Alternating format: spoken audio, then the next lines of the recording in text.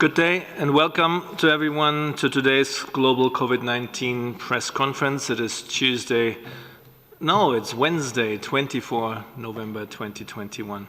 My name is Christian Lindmeier and I'm welcoming you to today's press conference on the COVID-19 updates. We have simultaneous translation provided as usual in the 6 official languages: Arabic, Chinese, French, English, Spanish and Russian, and we have Portuguese as well. Now for the participants in the room, as usual, we have Dr. Tedros Adhanom Ghebreyesus, WHO Director General, Dr. Mike Ryan, Executive Director of the WHO Health Emergencies Program, Dr. Maria van Kerkhove, the Technical Lead on COVID-19, Chief Scientist Dr. Soumya Swaminathan. We also have Dr. Mariangela Simard, Assistant Director General for Access to Medicines and Health Products. I believe we also have Dr. Bruce Aylward, who's Senior Advisor to the Director General and Lead on ACT Accelerate. And I think we have online the Principal Legal Officer, Stephen Solomon. With this, very happy to lead over to what could possibly be the last briefing out of this room for COVID-19, but we'll see. Over to you, Dr. Tedros. Thank you. Thank you, Christian. Good morning, good afternoon, and good evening. Last week, more than 60% of all reported cases and deaths from COVID-19 globally were once again in Europe. The sheer number of cases is translating to unsustainable pressure on health systems and exhausted health workers.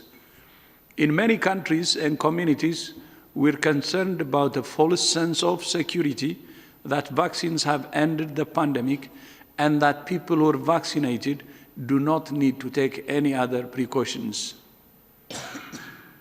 Vaccines save lives, but they do not fully prevent transmission.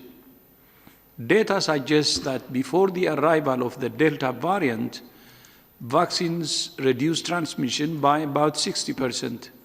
With Delta, that has dropped to about 40%. If you're vaccinated, you have a much lower risk of severe disease and death. But you're still at risk of being infected and of infecting others. We cannot say this clearly enough. Even if you're vaccinated, continue to take precautions to prevent becoming infected yourself and to infecting someone else who could die. That means wearing a mask, maintaining distance, avoiding crowds, and meeting others outside if you can, or in a well-ventilated space inside. And we continue to call on all governments to implement a comprehensive and tailored approach of public health and social measures to prevent transmission, take the pressure off health systems, and save lives. And it's vital that countries get patients that need care into the clinical care pathway earlier. That applies to all countries in all situations. While Europe is again the epicenter of the pandemic, no country or region is out of the woods. It's important for all countries to surge their capacities now to ensure the right measures are in place to avert the worst consequences of any future waves. And we must do better at sharing the fruits of science. In my home continent of Africa, many countries are off track to reach the 40% vaccination target by the end of the year. Many people who should have been vaccinated in low-income countries are missing out and are at greater risk of serious illness or dying. It's not just about who we reach with vaccination. It's about who we miss. Priority must be given to health workers, older people, and vulnerable groups everywhere. Through the ACT Accelerator and COVAX, manufacturers and governments can easily prioritize sharing doses with those countries that have been starved of supply so that they can protect their most vulnerable. And it's not just vaccines. It's important for all countries to have access to the rapid tests and new treatment options so that we know where the virus is and can take measures to slow the spread and treat those that need help. Through WHO's COVID-19 Technology Access Pool, or CTAP, manufacturers can also easily pool technology and know-how, which would boost the overall supply that, again, is the major inhibitor to access. Yesterday, CTAP and the Medicines Patent Pool finalized a licensing agreement with the Spanish National Research Council for a serological antibody test. This is first transparent, global, and non-exclusive license for a COVID-19 health tool. I would like to thank the government of Spain for its support for CTAP, and I also thank President Carlos Alvarado Quesada of Costa Rica for his leadership in initiating CTAP last year. We hope this will be the first of many licenses to be shared through CTAP. WHO and our partners continue to explore every avenue for expanding access to life-saving tools. With the WTO Ministerial Conference next week, and with the vast majority of countries now firmly supporting a waiver on intellectual property rights under the TRIPS agreement, I hope that consensus can be found and that we move forward. The ongoing chaos of this pandemic only underlines why the world needs an ironclad global agreement to set the rules of the game for pandemic preparedness and response. This will be the subject of next week's special session of the World Health Assembly. The world has treaties to manage other threats. Surely countries can agree on the need for a binding pact on the threats of pandemics. The special session of the World Health Assembly is therefore a unique opportunity, an opportunity for a generational agreement that transcends media cycles and election cycles.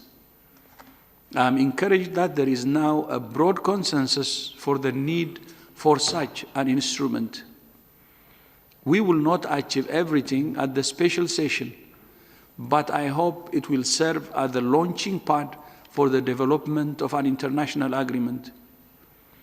And even while we respond to this pandemic, we cannot lose sight of the many other threats of health that people face around the world, including antimicrobial resistance. Today marks the end of the Antimicrobial Awareness Week. Antimicrobials, including antibiotics, antivirals, antifungals, and antiparasites, are the backbone of modern medicine. But the overuse and misuse of antimicrobials are undermining the effectiveness of these essential medicines. By using antimicrobials responsibly and by following the advice of your healthcare provider, we can all play a part in preserving antimicrobials and preventing drug resistance. Christiana, back to you. Thank you very much, Dr. Tedros. Before I open the floor to questions from the media, let me remind everyone to get into the queue to ask questions. You need to raise your hands, of course, using the raise your hand icon, and then when it's your turn, please unmute yourself. Just a comment as what I just said before, that this may be the last briefing out of this room. Not to mistake this is definitely not our last COVID-19 briefing, so just this doesn't get mistaken. Tell them we will do it from another room. Exactly, we will do it possibly from a different room, and this served us for many years here. So with this, I go over to my first person on the list, and that's Nina Larson from AFP, please. Nina, please unmute yourself. Yes, hi, can you hear me? All good. Yeah. Okay, good, thanks. Thank you for taking my question. the German health minister yesterday warned that by the end of this winter, just about everyone in Germany would probably be either vaccinated, recovered, or dead. I'm wondering if you think that that is the case. Is it an exaggeration or the case? And does that apply to the broader region, the world? Do you think it's the same? Thank you. Thank you very much, Anina. And Dr. Ryan, please. I think Minister Spahn was really trying to just demonstrate the seriousness of the situation that Germany and the rest of Europe faces. Minister Spahn has provided excellent leadership throughout this pandemic and is obviously speaking directly to German citizens about how seriously he and the government take the current situation. And I think the German government is very committed to taking the necessary measures, both in terms of increasing vaccination, especially increasing vaccination in under-vaccinated, older and vulnerable individuals, and in continuing to support measures where people can protect themselves through the targeted use of public health and social measures. So I believe the statement reflects Minister Spahn and the German government's concern regarding the current situation and their commitment to adapt and change to the circumstances which they face, which is a situation faced by many countries. And as the DG said in his speech, even countries that have achieved high levels of vaccination, even within that, there's a patchiness to that vaccination. There are pockets of people who are under-vaccinated, and many at times those pockets contain people with high levels of vulnerability. So refocusing on ensuring that everybody gets access to an appropriate vaccination course, and that we continue to sustain public health measures. I think the content of the DG speech spoke very much to the concerns that Minister Spahn expressed in his comments yesterday. Thank you so much for that clarification. We move to the next. That's Paulina Alcazar from Encadena News in Cancun. Paulina, over to you. Please unmute yourself. Gracias. Thank you very much. Can you hear me? Yes. Thank you for taking my question. Cancun is currently green, but the holidays are coming up, and as for those who are unvaccinated,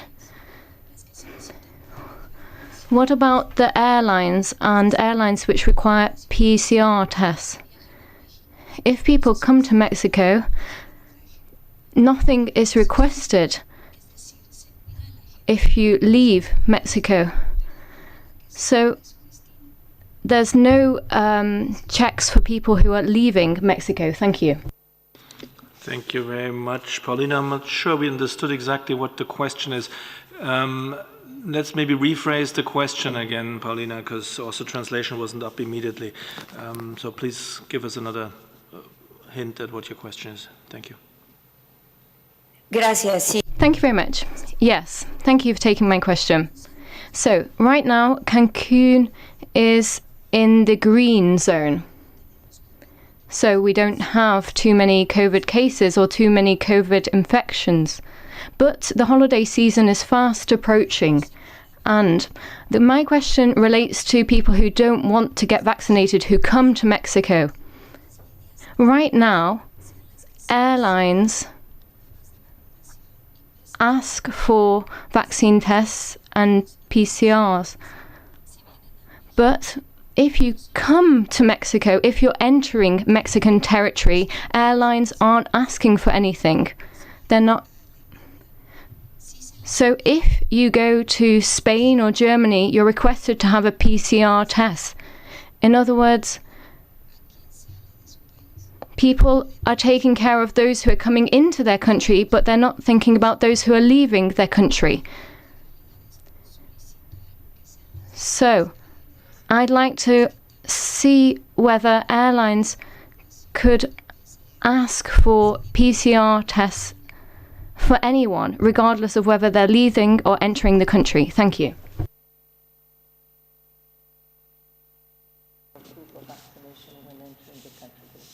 Thank you very much, Paulina. We're looking around maybe for Dr. Ryan. I think the same issues sometimes arise with screening measures, exit screening versus entry screening. For most countries, bilaterally, there are arrangements around which side testing or certification is done. And clearly, it's obviously better if someone is certified for travel before they leave, because they don't get on the airplane that they travel on or the conveyance that they travel on if they represent a risk.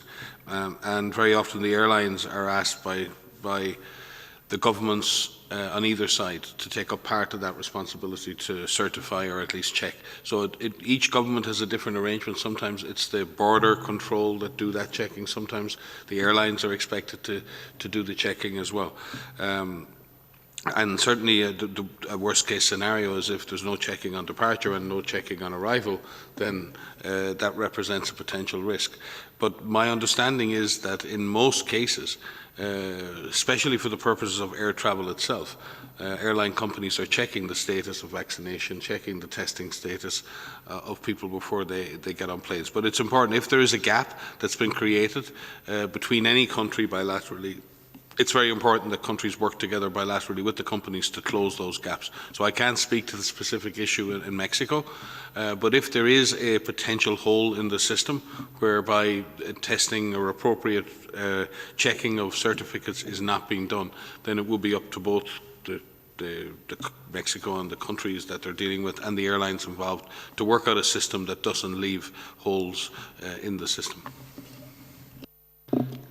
Dr. van Kerkhoff, please. Yeah, maybe I can come in on the holidays that you mentioned coming up, because in my own home country it's Thanksgiving tomorrow, so I wish all of my family and friends in the U.S. a happy Thanksgiving. But I do think it's a nice opportunity to talk about, how people are coming together.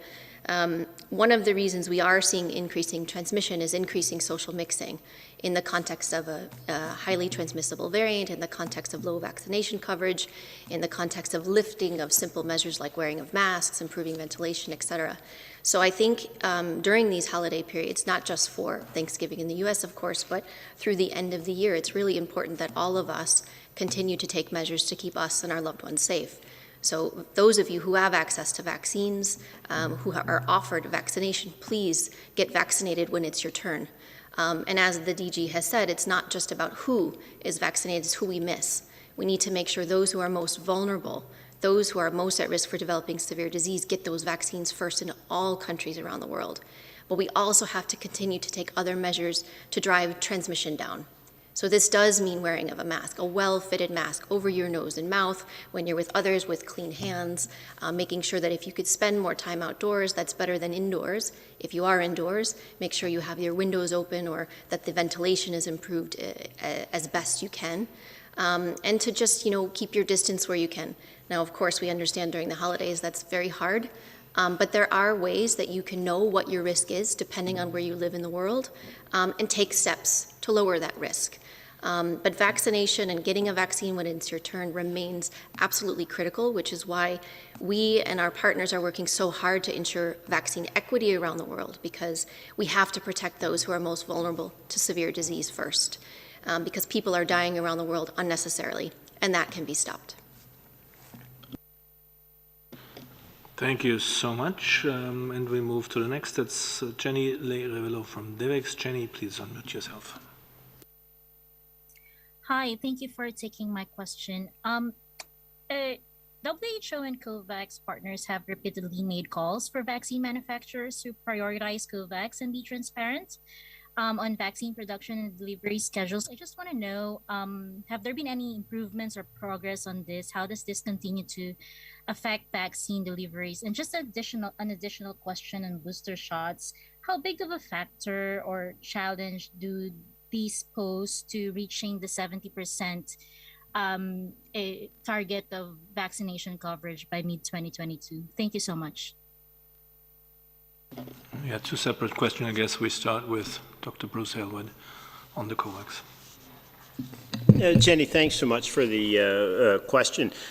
We have a ongoing and improving dialogue, let's say, with manufacturers on the supply and the expected supply of vaccine through COVAX and to low and low-middle income countries.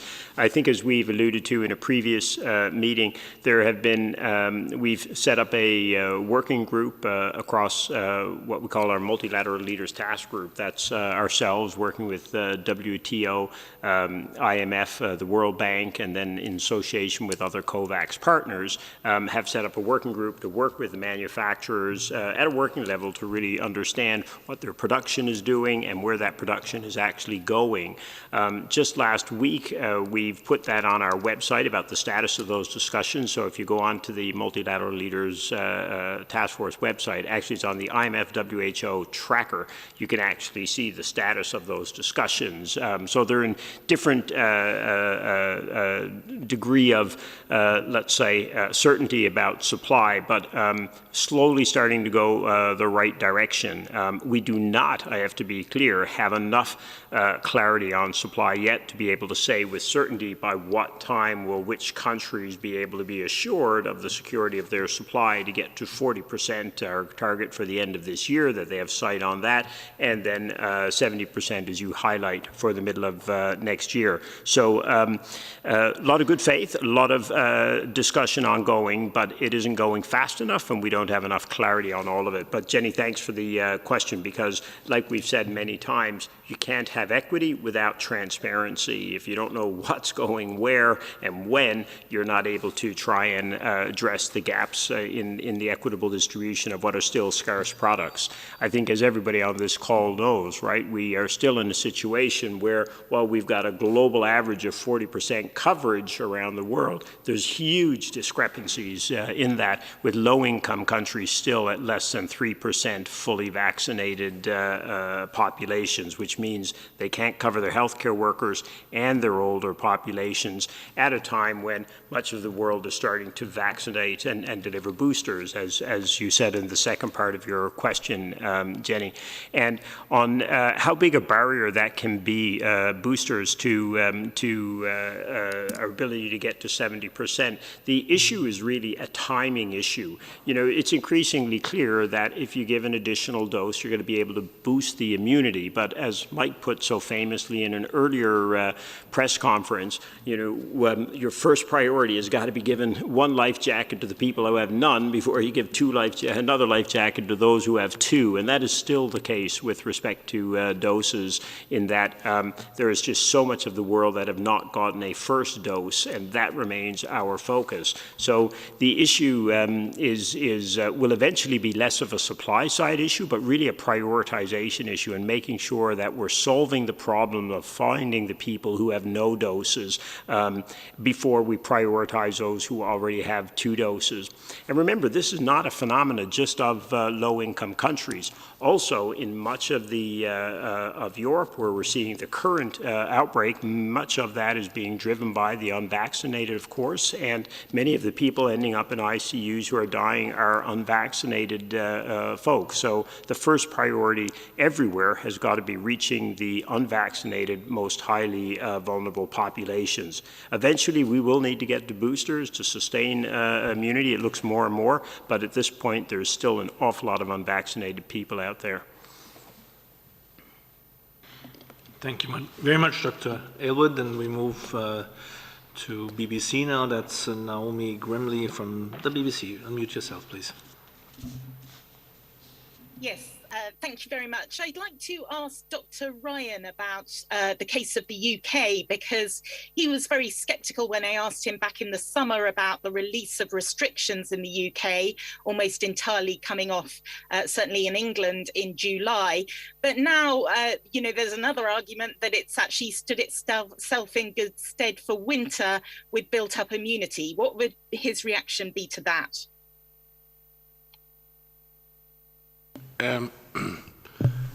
I think the numbers speak for themselves. We have intense transmission throughout Europe, and in fact, intense transmission throughout the United Kingdom, and especially, I think, at the moment in Northern Ireland.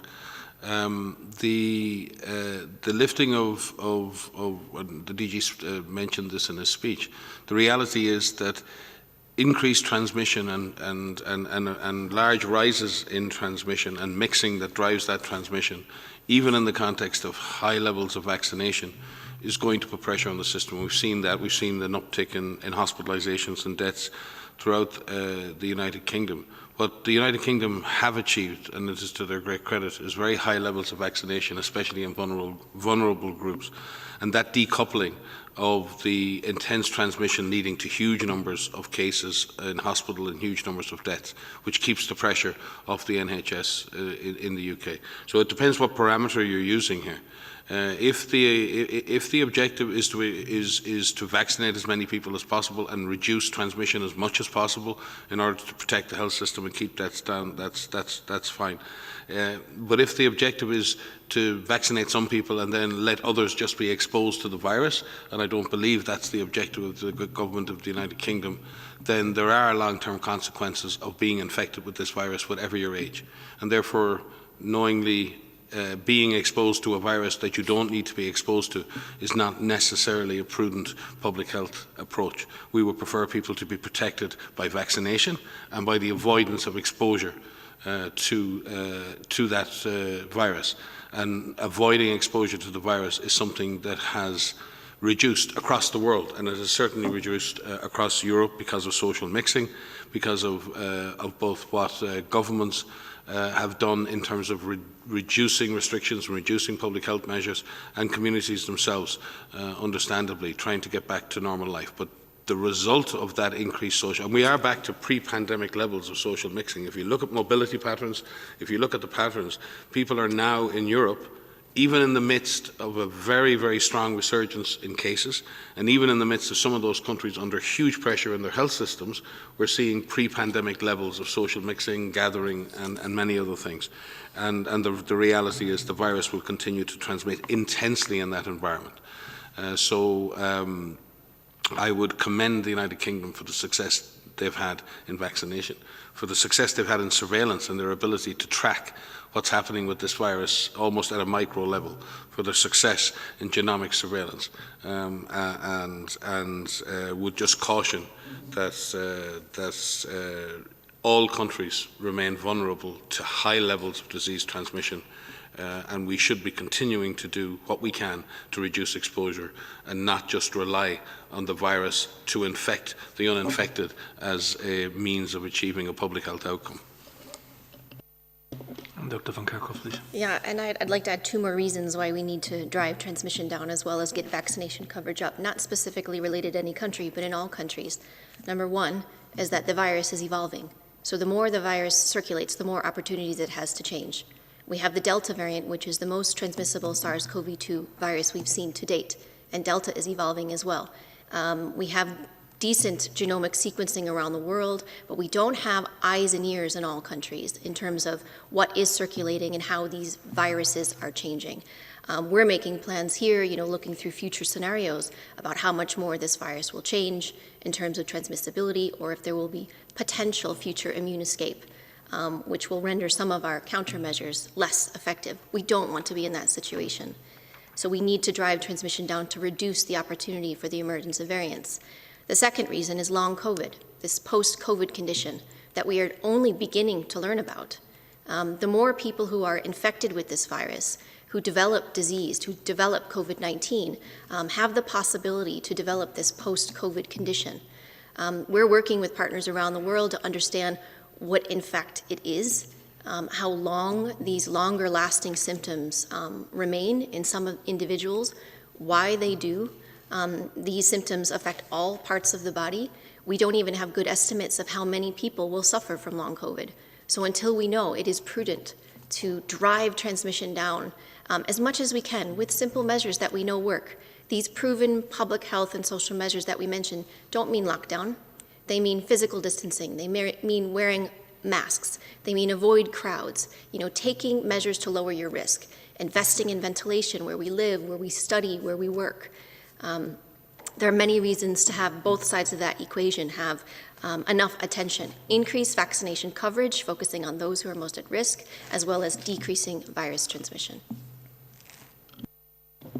Thank you. Thank you both. We have a very long list of journalists today. We move on with Rosi Bechert of the Deutsche Welle. Rosi, please unmute yourself.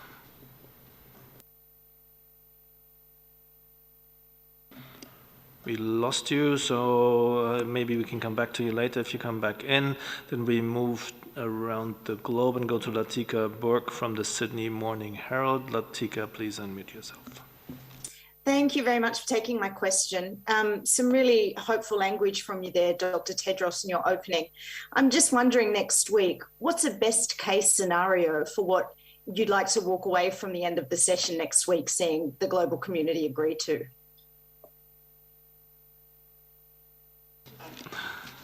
Yes, please, Dr. Tedros or Dr. Ryan? I can be the warm-up act for Dr. Tedros. Again, just to emphasize that, you know, the World Health Organization is made up of its member states. We are the Secretariat. We're led by Dr. Tedros, who's been elected by those member states to represent and implement the policy and will of the member states. So the process next week is led by the member states, who will engage Dr. Tedros as bringing the member states together to have this really important conversation about where we're going to go as a planet, as a global civilization into the future. We all recognize that we have struggled in this pandemic, and we have struggled in this pandemic because we have not been able to put in place the measures that we need, the preparedness measures, the surveillance, the ability to share materials, both data and biologic materials, the ability to train and deploy health workers, the ability to manage and support resilient supply chains, the ability to do collective research and innovation that leads to the equitable distribution of countermeasures, all of the things, the ability to protect our frontline workers as they try to save the lives of our friends and our families.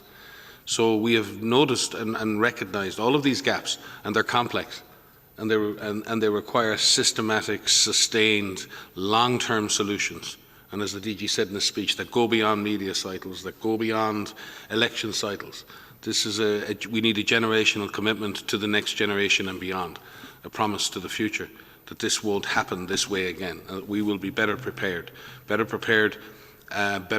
react, and better prepared to save lives, better prepared to share.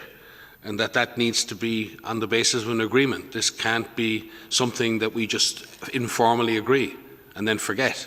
This cannot be file and forget. This cannot be business as usual. This is business unusual, and the Director General feels and has led the way in working with and asking our member states to come together and create a new framework, to create a new platform for us all to work better together, to better prepare, to better react, to better respond, to save lives, and to create stability and resilience in the systems we most rely on in a crisis. That has to be a goal, as he said. If we can make agreements on so many other things, we need to agree on this. The nature of that agreement, the depth of that agreement, and the scale of that agreement is very much down to the member states. It is their process. The Director General is trying to drive and build a consensus for the best way forward, to convene and to convince. I think I remember a previous regional director, Dr. Al Alwan, said to me once that the World Health Organization has two superpowers, the power to convene and the power to convince. And I think we need to convene, and then we need to convince ourselves and our member states that there is a way forward, that we, as a collective group of nations, can deliver more for our citizens. And the DG has led the way on that from the very first day of this pandemic, and will continue to drive that message, that once this pandemic is done, we're not done. We need to not be done. We want to be done with the pandemic, but we cannot be done with pandemic preparedness. Chief? You want me to add, but you have said it already nicely. Thank you, Helen. Thank you. Very nice to hear your voice, and thank you for this very important question.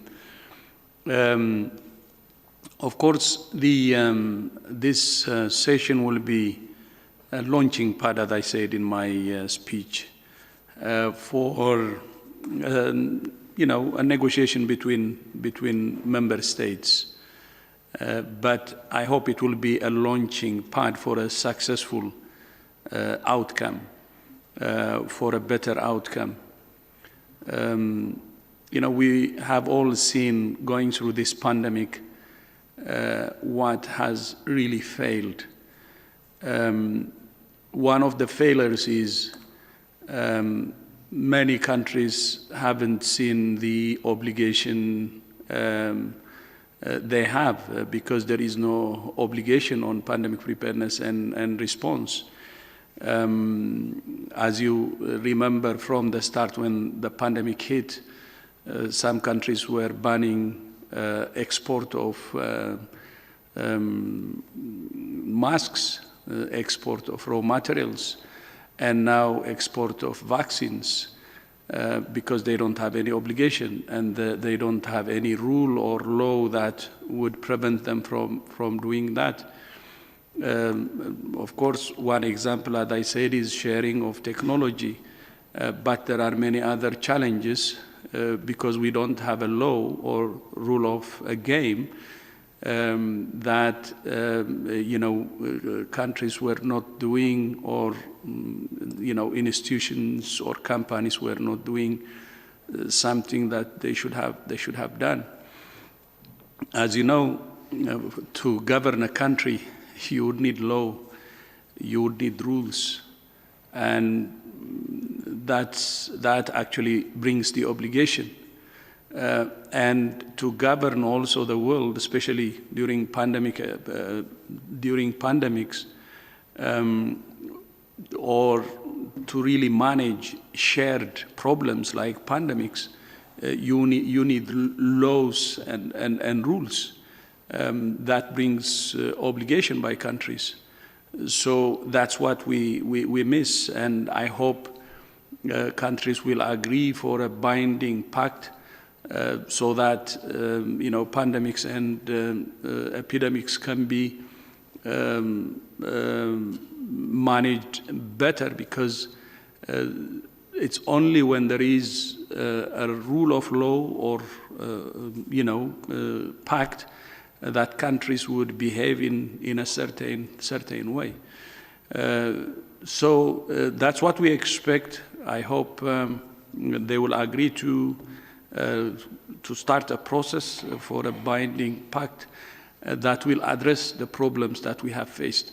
I think they can really come up with a solution, because everybody has seen to what extent we were really disorganized, and all have seen the failures in the global system. So we expect that, because I don't think it's a problem for anyone to see. Everybody has seen it, and I hope the outcome will be good. But still, we don't expect everything to be finished now. It's a start of a journey, and I hope, but the outcome of that journey will be defined now based on what they agree during this session.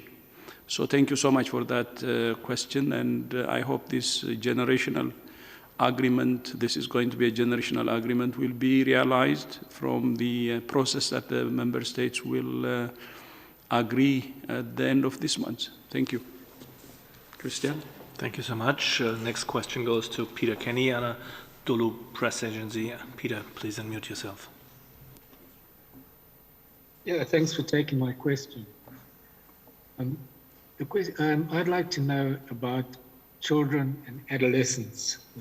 WHO and the SAGE group say that they are reviewing the vaccination and timing for children and adolescents. Can you comment on this, and can you explain how children and adolescents are now affected by this disease? Because at the beginning, they were seen as a low-risk group. Are they now being seen as a normally at-risk group? Thank you. Thank you, Peter. And we move to our Chief Scientist, Dr. Swaminathan. Yes, thank you for that question. And we know that many people are interested, obviously, in this, particularly parents. So let me try to review what we know about infection in children, and also to say that the Strategic Advisory Group of Experts on Immunization is constantly reviewing the evidence as well, and there's likely to be a statement. In fact, there is a policy statement that has just been put out. I think the first thing is that, just looking at the epidemiology of this disease and from all of the data that's been reported to us, if you look at people under the age of 25, less than 0.5% of global deaths have occurred in that age group. And if you look at children less than 5, it's 0.1%, and 5 to 10, it's also 0.1%. So the one thing that's clear and that's been consistent from the beginning up till now is that while children certainly get infected almost as much as commonly as adults do, the risk of severe illness and death has been consistently very, very low. And this is why, and we know that this is progressively increases with older age and the underlying comorbidities. The risk of severe disease keeps on increasing, so this has been consistent. However, there are children who get severely ill. There are children who develop post-long COVID, and there are children who develop the multi-system inflammatory syndrome as well. But again, very, very small proportions if you look at overall. We've also seen many countries which have done zero prevalence surveys have actually shown that children, the level of infection is almost as high as that in adults. So meaning that children were exposed, they got infected, but remained to the large extent asymptomatic. So that's about the burden of disease. Now about vaccines, obviously all of the trials were first done in adults. They received emergency use listing and approval for adults. They were rolled out, and many of the vaccine developers are looking at extending the vaccination to children, sometimes with a lower dose of the vaccine, sometimes with the same dose. And so as and when the manufacturers submit the data to WHO and to the regulatory agencies, of course, we look at that data and we provide emergency use listing. So there are a couple of vaccines that have received, the Pfizer-BioNTech has gotten EUL above 12. We're looking at Moderna, but we know that specific vaccines like Sinopharm and Sinovac, for example, in China approved from the ages of 3 upwards, I believe. And similarly, Covaxin has also been studied in India for that age group, but none of them have emergency use listing in children. So looking at the vaccination policy, that the roadmap that was developed by WHO, by SAGE, and that most countries have adopted, is starting with vaccinating priority groups. That's people at the highest risk of death, with the primary goal of reducing mortality first in the pandemic. So that's the older age groups. That's the health workers, the frontline workers. And we see now from data that, yes, 2 doses of vaccines, all of the approved vaccines, definitely saves lives. None of them are 100% effective, but the majority of them are, efficacy above 90% in preventing death and severe disease. So highly effective. So that's why we need to start with those priority populations, make sure that they are fully vaccinated with 2 doses, and then the adolescents would be the next group, because there are adolescents with underlying illnesses, and we know in many countries that obesity is a risk factor for severe disease, obesity in adults, but also obesity in adolescents. There are also adolescents with other underlying illnesses that put them at high risk of getting severe illness. So again, that group should be prioritized with a vaccine that's approved for use in adolescents, and that should be the next group. Finally, I think whether children get vaccinated or not will depend a lot on firstly how we're able to cover these other priority groups first, what the epidemiology of the disease is. I think we need more seroprevalence data in children to understand how much natural infection has occurred, and this will vary from country to country. And then when we get to the goals of reducing transmission, really down to very low levels, at that point one might consider, of course, vaccinating children as well. What we do know is that education is very, very important, and we have to do everything possible to keep schools open. And as we've said many times, schools should be the last to close and the first to open, and it should be a high priority for every country. We have a lot of guidance out there, WHO and UNICEF, on how to open schools safely. It does not require that children be vaccinated. Certainly adults who work in schools should have received vaccines.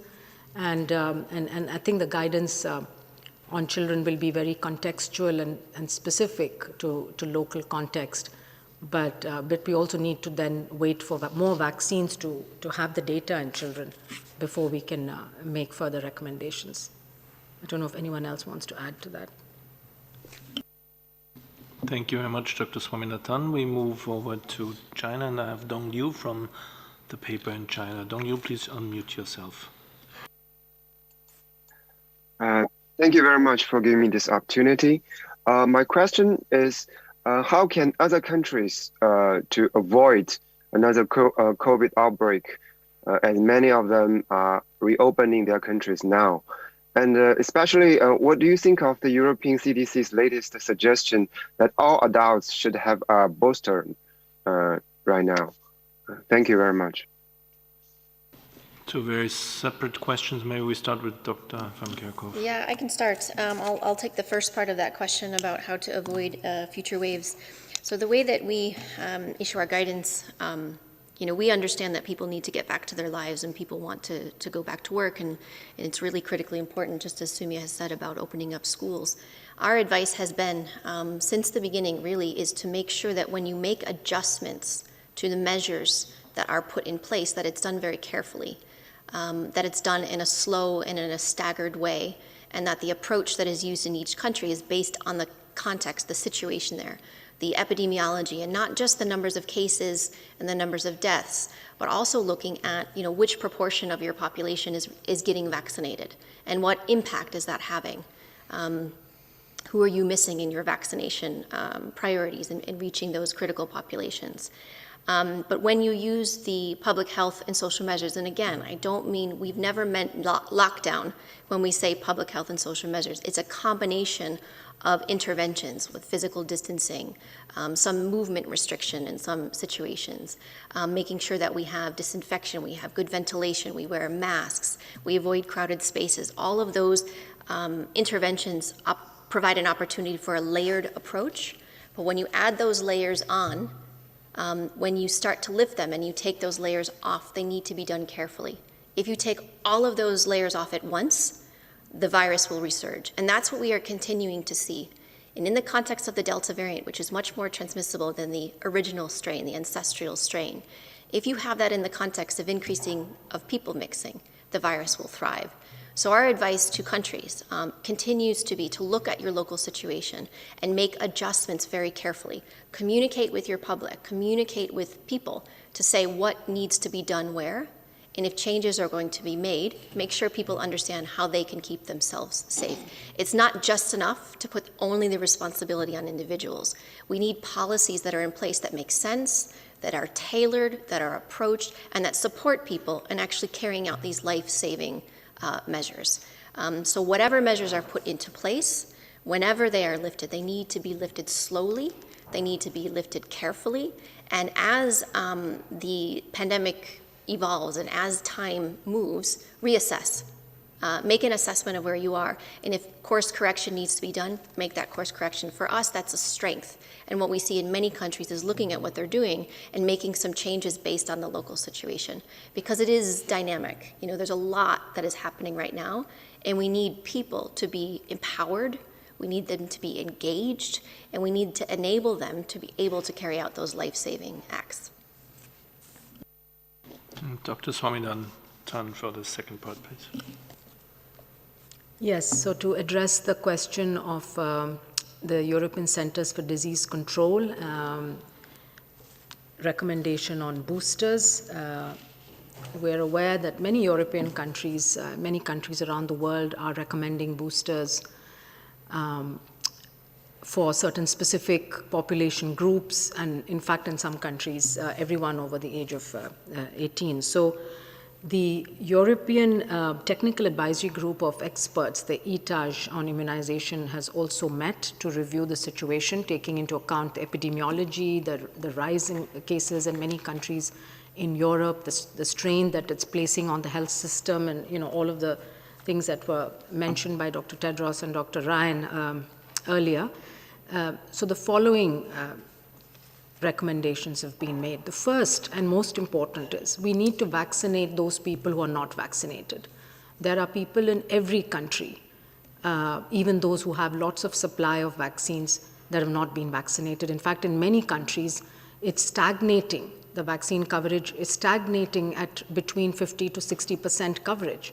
So we need to really make progress there, because that's the group that's most at risk of getting infection, spreading infection, and also falling sick and ending up in the hospital. So we shouldn't forget that there's a lot of mileage to be covered there, and especially if some of those people are in the vulnerable and high-risk groups. There are elderly people, there are disabled people, there are people in care homes, there are people who cannot access vaccines. We need to look at every possible means, engage the communities to make sure that everyone who needs a vaccine has access and gets the vaccine. And this involves a lot of communication and community engagement. The second is that there are immunocompromised people. There are people who do not make a good immune response for one reason or another. There's a whole list of conditions. Those people need a third dose, an additional dose, because the first 2 doses have not brought them to where they are. Similarly, people who receive 2 doses of either Sinovac or Sinopharm, many European countries are using these vaccines, and are over the age of 60 should receive a third dose between 1 to 6 months after the course. So those are additional or third doses for people who we know have not made a good immune response. And then finally, there are countries that are giving booster shots to either target populations. The ETAJ, the European Technical Advisory Group, has recommended that those countries that are offering boosters, again, prioritize giving it to those people whom we know are at the highest risk of getting very ill if they get infected. So it's the same groups that have been laid out already in the prioritization roadmap. And finally, SAGE is constantly reviewing the evidence on boosters. The Director General mentioned, we know with the Delta variant, for example, that the protection against infection is not as high as it was with previous variants. So it was 60-70% against previous variants. It's 40% against infection now. But however, the threshold for prevention of severe disease is still above 80% in the majority of cases. This will, the science keeps changing, coming in. We have more data. We're tracking all the studies. And so we will make recommendations by age group, by population group, as the more data comes in. But for now, I think this is the recommendation for Europe. And again, focus on the unvaccinated and then on the really high risk and vulnerable groups. Thank you very much, Dr. Swaminathan. We are slowly coming up to the hour, and we have an extremely long list of journalists, so maybe we can take one last one, and that's Naomi Kreske from Bloomberg. Naomi, please unmute yourself. Hi, good afternoon. Thanks for taking my question. Looking again at Europe, I was wondering if you think it's possible for countries like Germany to break this wave of the pandemic without a broader lockdown. And returning to the UK question as well, do you think the UK has anything to teach the rest of Europe in this regard, as they've moved forward with fewer restrictions, even amid high case rates? Thanks. I think Germany is a large country and it's a federal state, and I think the situation in different parts of Germany is different and will require different approaches. So I don't think you can make one answer. And again, that's the essence of it. And I think maybe one of the things that Germany has done well, and particularly the UK has done well, is being able to have that micro data, knowing what's happening locally, at local county level, within the nations that make up the United Kingdom, and then having that overall view of the world. And I think Germany is looking at the problem in the same way. What's driving transmission in each of the states, and then what's driving the hospitalizations and deaths. And as the DG said in his speech, in some cases, the hospitalizations and deaths are mainly been driven by the fact that vaccination rates are low, as Dr. Samia said quite rightly, specifically in those highly vulnerable people, older people or immunocompromised people. And the priority is to get those individuals vaccinated as quickly as possible. So the question you're asking, do we want to get transmission down? Yes, we do. But first and foremost, we need to get hospitalizations and deaths down. And the best way to achieve that is to ensure that each and every individual who is likely to do not well with an infection is vaccinated as soon as possible. Whether that means getting better at taking the vaccine to people or bringing people to the vaccine, whether it means informing people in a more proactive way and addressing their hesitancy, and really going out there and knowing, I mean, in many, many countries now we're down to a smaller and smaller group of vulnerable people. Governments should know exactly who has not been vaccinated and move away from blunt percentages to missed individuals. Why did we miss this individual? Did we miss this individual because we didn't know they were there, or we didn't have the logistics, or that person couldn't reach a vaccination centre, we couldn't reach them, or that person has vaccine concerns, and one by one to protect those individuals and move away from blunt statistics and move towards vaccinating those people the system has missed and vaccinating those people who still have individual concerns. That has to be a primary objective, because that's how we will save lives. On top of that, we can reduce the pressure on the system by reducing transmission. We can reduce the chance of the emergence of variants by reducing transmission. So I think that's where Germany and other countries need to go. And again, I think the United Kingdom and Germany, but UK has really led the world in how to look at data, how to do excellent analytics, how to give context and get insights for disease control. So some great examples from the UK on how you should approach measurement around pandemics and epidemics. Thank you very much, Dr. Ryan, and I'm sorry to cut you off, but Dr. Tedros will have to leave, and we're about to close. And before we close, we'll send audio files and Dr. Tedros' remarks tomorrow and today after the briefing, and of course we'll find the full transcript tomorrow on the website. Over to you, Dr. Tedros, for the closing remarks. Yeah, thank you, Christian, and thank you to all media colleagues who have joined today, and see you in our next time.